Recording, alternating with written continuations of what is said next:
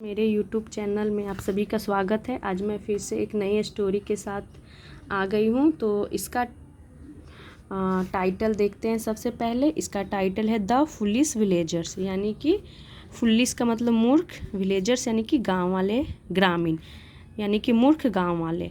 तो चलिए, ये थोड़ी सी आपको फ़नी लगेगी, तो लास्ट तक ज़रूर देखें। तो वन इवनिंग यानी कि एक शाम, अ हॉर्समैन यानी कि एक घुड़सवार visited a village for the first time. तो हॉर्समैन, इसका करेक्ट प्रोनाउंसिएशन होगा हॉर्समैन। यहाँ पे आर साइलेंट होता है हॉर्समैन, पर हम ऐसे जनरली इसे हॉर्स ही बोलते हैं, हॉर्स, बट इसका करेक्ट प्रोनाउंसिएशन हॉर्स होता है, हॉर्समैन। विजिटेड यानी कि विजिट किया, अ विलेज एक गांव, फॉर द फर्स्ट टाइम यानी पहली बार। ही हर्ड, अब यहाँ पर भी आर क्या होता है हमारा, साइलेंट होता है। ही हर्ड, उसने सुनी, अ मैन एक आदमी को, सराउंडेड बाय 6 पीपल वेलिंग, यानी कि उसने क्या सुनी, एक आदमी को सुनी जो क्या चिल्लाते हुए सुना, जो 6 आदमियों के द्वारा घिरा हुआ था। सराउंडेड का मतलब हो गया घिरा हुआ, बाय 6 पीपल यानी कि 6 लोगों के द्वारा घिरा हुआ एक आदमी को चिल्लाते हुए उसने सुना। कौन? हॉर्समैन ने। द हॉर्समैन आस्क्ड हिम, तो हिम किसके लिए यूज किया गया है, उस आदमी से जो चिल्ला रहा था उसके। घुड़सवार ने पूछा उस आदमी से, कैन आई हेल्प यू, क्या मैं मदद कर सकता हूँ आपकी। द मैन सॉब्ड, जो आदमी था उसने सॉब्ड, सॉब्ड मतलब होता है सिसकिया लेना को सॉब्ड बोलते हैं, sobbed. One of our family, यानी कि मेरी परिवार का एक सदस्य, one of our family members यानी मेरे परिवार का एक सदस्य, तो ये हमेशा प्लूरल फॉर्म में आता है। हमारे परिवार का एक सदस्य इज मिसिंग यानी कि गायब है। वी वर 7 यानी कि हम 7 थे, इन टोटल यानी कि टोटल हम 7 थे, but now just 6 are left, लेकिन बट नाउ अभी जस्ट यानी कि केवल 6 आर लेफ्ट यानी हम 6 बचे हैं। कौन बोला? जो आदमी रो रहा था वो बोला। Understanding that the man lacked common sense, understanding यानी कि समझते हुए कि the man lacked common sense यानी कि आदमी में कॉमन सेंस की क्या है, कमी थी, ये समझते हुए सॉरी, कॉमन सेंस यानी कॉमन सेंस का मतलब हो गया जो अपना खुद का जो ज्ञान होता है, बुद्धि, जिससे हम खुद डिसीजन ले पाते हैं, तो उसे कॉमन सेंस बोलते हैं। तो understanding that the man lacked common sense, आदमी में कॉमन सेंस की कमी समझते हुए, the horse man lined them in a Q, जो घुड़सवार था उसने लाइंड यानी कि क्यू यानी कि कतार में, लाइन यानी खड़ा किया उन्हें, इन अ क्यू यानी कि कतार में, लाइन में, देम यानी एक से ज़्यादा था, वो 7 थे ना, 7 या 6 थे जो भी, तो उन्हें लाइन में खड़ा किया हॉर्समैन यानी कि घुड़सवार ने। एंड काउंटेड, और काउंटेड की यानी कि गिनती की, 1 2 एंड 7, 1 से लेकर के 7 तक ले काउंट की। सी देखो, नो वन इज लॉस्ट यानी कि कोई भी मिसिंग नहीं है, कोई भी लॉस्ट कोई भी खोया नहीं है। आई थिंक मुझे लगता है, you were missing out on your self, you were missing यानी कि तुम गायब थे, यानी कि आप ये बोल रहा है हॉर्समैन कि तुम गायब थे, आप अपने आप को भूल गए थे। तो इसका मतलब ये हो गया कि जब आप काउंट कर रहे थे तो अपने आप को वो भूल गया था काउंट करना। वो 7 था तो 6 को ही काउंट करता था, वो खुद को काउंट ही नहीं करता था, तो 6 ही होता था। Oh thanks, you are so clever, the man said with a sign of relief, जो वो आदमी था जो रोते हुए था, चिल्लाते हुए, तो उसने बोला, ओह थैंक्स, धन्यवाद, यू आर सो क्लेवर यानी कि तुम बहुत ही क्या हो, चतुर हो, चालाक हो। तो यू आर सो क्लेवर, तुम बहुत चतुर हो। द मैन सेड, आदमी ने कहा, with a sign of relief यानी कि राहत की सांस लेते हुए, राहत की सांस लेना जो बोलते हैं ना, जब कुछ पता चलता है, कुछ हमारा काम हो जाता है, तो हम बोलते हैं ना कि राहत की सांस लेते हैं, तो हम बोल सकते हैं साइन ऑफ रिलीफ, यानी कि उसने राहत की सांस ली और उसने बोला कि धन्यवाद किया उस हॉर्समैन का।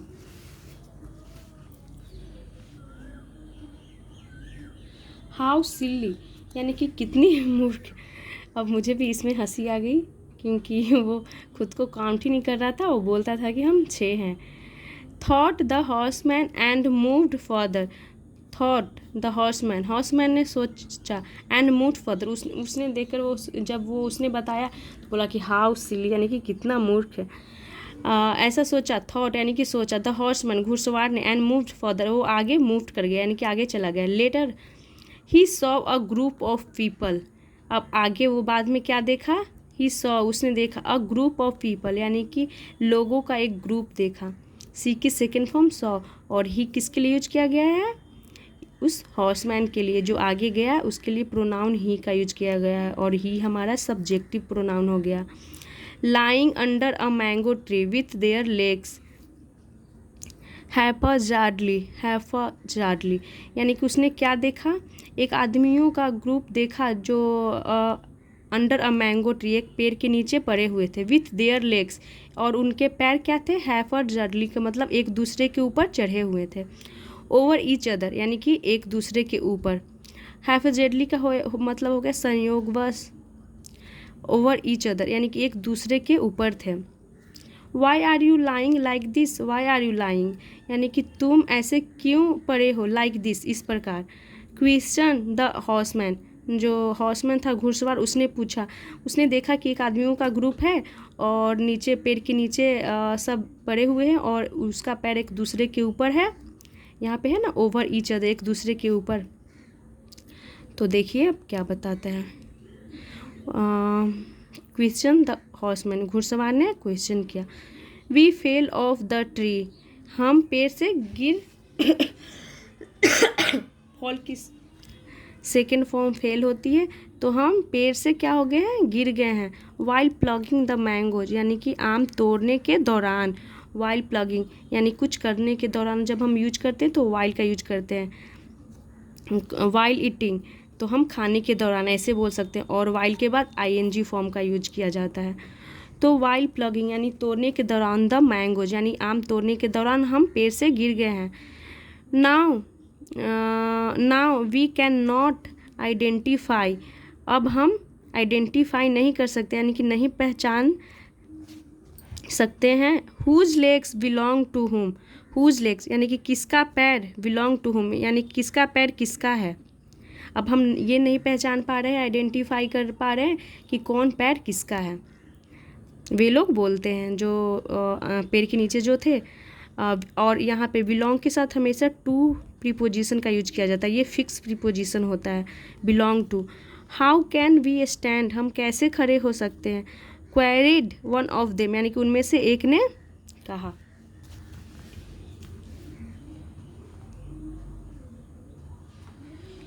Picking a thick branch the horseman spanked their legs, all the men sprang up in pain. अब इसका मतलब हो गया पिकिंग अ थिक ब्रांच यानी कि एक मोटी सी ब्रांच, थिक मतलब मोटा होता है, ब्रांच यानी कि शाखा, एक मोटी सी शाखा को उठाते हुए। The horseman spanked their legs, यानी स्पैंक्ड का मतलब हो गया, स्पैंक्ड का मतलब यानी कि मारा, देयर लेग्स उनके पैरों पे। हॉर्समैन जो घुड़सवार था वो उठाते हुए, कैसा, एक मोटी सी ब्रांच की शाखा को उसने उठाते हुए उसने उनके पैरों को मारा। All the men sprang up in pen, तो जो सभी आदमी थे, तो यहाँ पे एक से ज़्यादा आदमी थे तो इसलिए एम एन मैन का यूज किया गया, नहीं तो हम एक आदमी के लिए एम एन मैन का यूज करते हैं।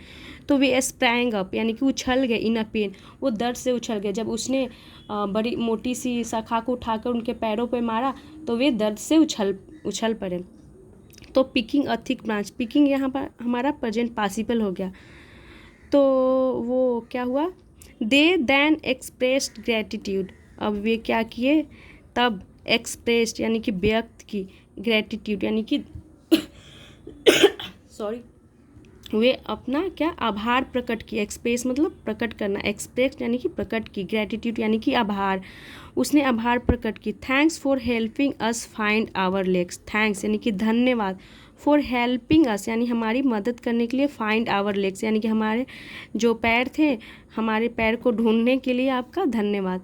तो देखिए क्या होता है, जब वो बैठे हुए थे पेड़ के नीचे, एक दूसरे के ऊपर पैर पे पैर चढ़ाए हुए, देखिए मैं यहाँ पे दिखाती हूँ पिक्चर में, देखिए कैसे एक दूसरे के ऊपर पैर रखे हुए हैं, बैठे हुए हैं, और वे बोल रहे हैं कि हम पेड़ के नीचे से पेड़ पे चढ़े थे आम तोड़ने के लिए, तो हम गिर गए और हम अपने पैर नहीं ढूंढ पा रहे हैं। तो हॉर्समैन ने क्या किया, एक मोटा सा शाखा उठाकर उस पर मारा पैरों पे, तो वो दर्द से उछल पड़े, तो ऑटोमेटिकली उनकी पैर अलग हो गई।